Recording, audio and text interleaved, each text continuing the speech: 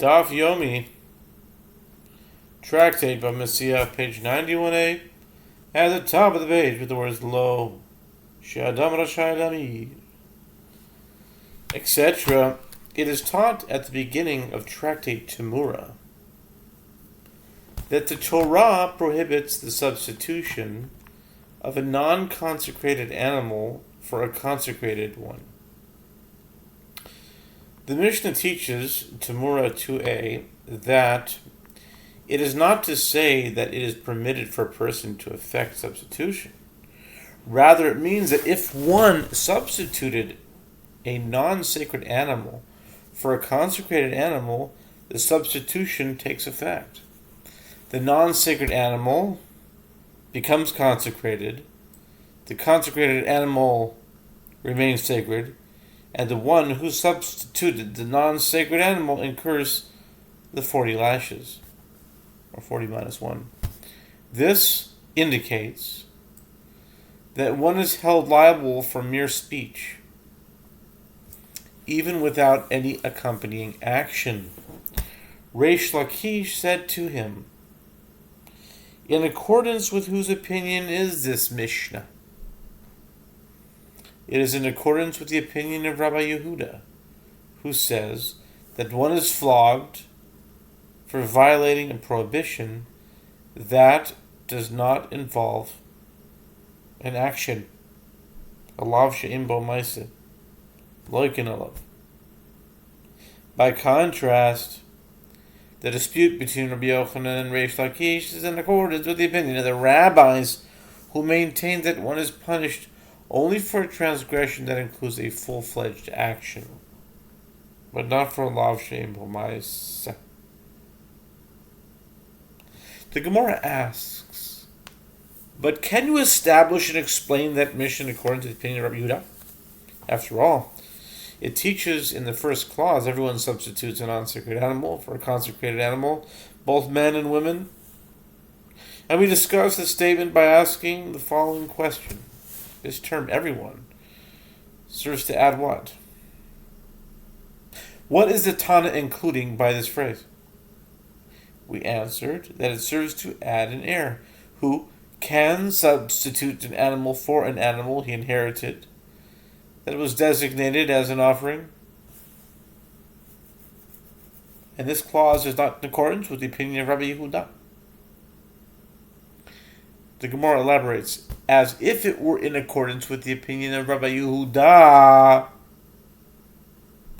Doesn't he say that an heir cannot effect substitution, and an heir cannot place his hands on the heaven offering? The Gemara refutes this difficulty.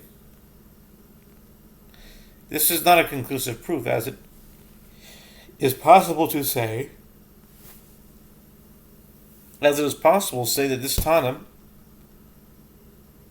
of the Mishnah in Temura holds in accordance with the opinion of Rabbi Yehuda with regard to one matter and disagrees with him in regard to another matter.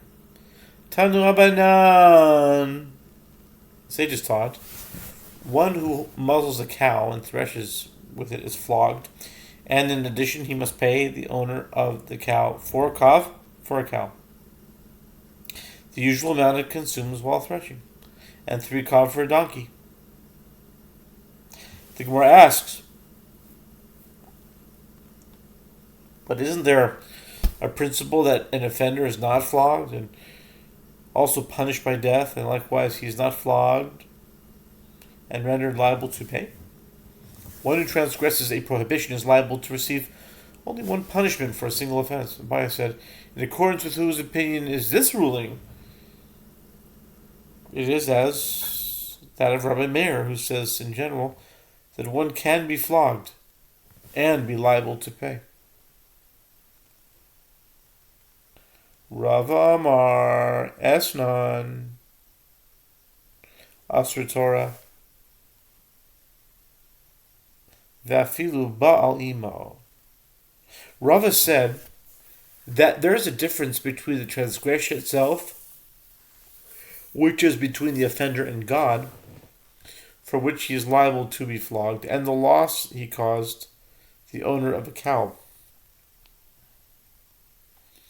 for which he must pay restitution. The Torah prohibits one from bringing, as an offering, an animal given as the payment to a prostitute for services rendered.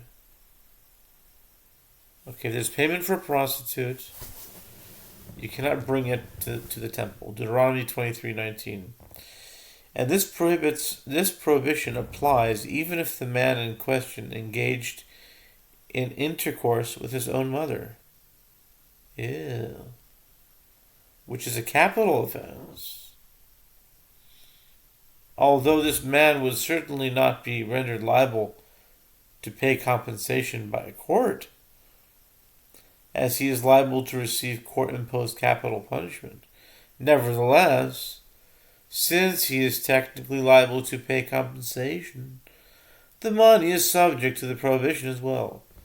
In this case, too, despite the fact that the court cannot compel him to pay for the produce his cow ate, he does owe this sum. Furthermore, if the owner of the produce were to seize this sum from him, the court would not force him to return the money.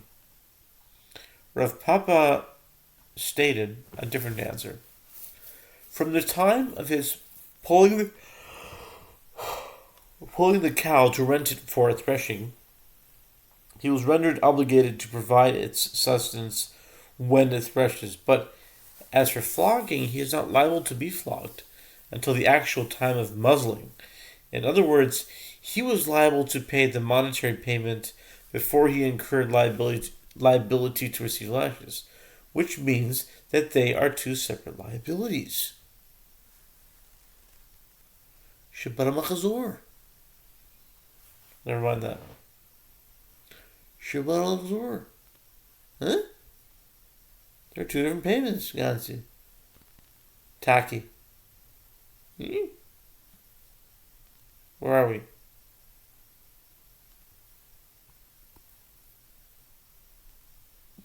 Oh, in relation to the above discussion, Rav Papa said, these matters stated below were raised as a dilemma to me by the members of the house of Rav Papa bar Abba, and I resolved these matters for them by saying that there is a prohibition in both cases. One of my decisions was in accordance with the halakha, and the other one was not in accordance with the halakha.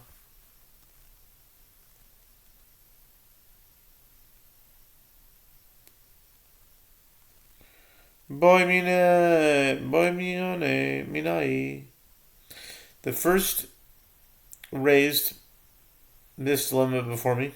What is the halakha with regard to the possibility of kneading dough with milk? And I resolved it for them by saying that there is a prohibition in accordance with the halakha. As there's taught in Braita, one may not knead dough with milk, lest one eat this bread with meat. And if he kneaded dough in this manner, the entire loaf is forbidden, because he will be accustomed to sin. Similarly, one may not smear over an oven with the fat of an animal's tail. And if he did smear the oven in this manner, then the entire loaf baked in that oven is forbidden, lest he eat it with milk, until he heats the oven without bread for long enough to burn off the fat.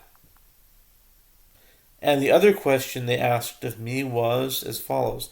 What is the halakha with regard to bringing in a male animal and a female animal of different species together into a single pen? Is there concern that they might mate, which would violate the prohibition against crossbreeding animals? And I resolved it for them by saying that there is a prohibition, but this was not in accordance with the halakha. As Shmuel says, with regard to adulterers, the witnesses must observe when they appear as behaving in the manner of adulterers, and they do not need to directly observe the actual moment of the act of intercourse. But with regard to one who crossbreeds two animals of diverse kinds, he is liable only if witnesses attest that he inserted the male organ into the female like a brush into a tube. Very graphic. This clearly shows that crossbreeding is punishable only if performed manually, but not if the animals were merely enclosed together. Rav Ahadvoi Bar Ami raises Ahadvoi. Sounds a little Russian. Ahadvoi. Rav Ahadvoi Bar Ami raises an objection against this opinion from a Bryant. Had the Torah stated merely, "You shall not let your cattle copulate," I would have said that it is prohibited to assist animals in their mating at all, and consequently a person may not hold the female animal when a male mounts it. Therefore, the verse states, "You shall not let your cattle copulate with a diverse kind."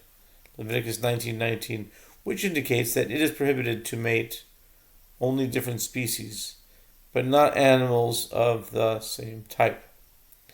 Can one not derive from here by inference that with regard to diverse kinds, holding the animal is also not allowed? This indicates that not only is the act of crossbreeding itself prohibited, but any type of assistance is also prohibited. For example, restraining the female animal.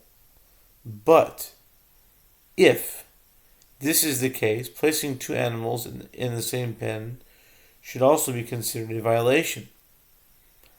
The Gemara refutes this argument. What is the meaning of the term holding? It means the insertion of the organ. And why does the Tana call it holding?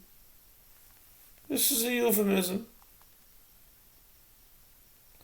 Rav Yehuda says, if one desires to mate an animal of one species with an animal of its own species, it is permitted to insert the male organ into the female, like a brush into a tube.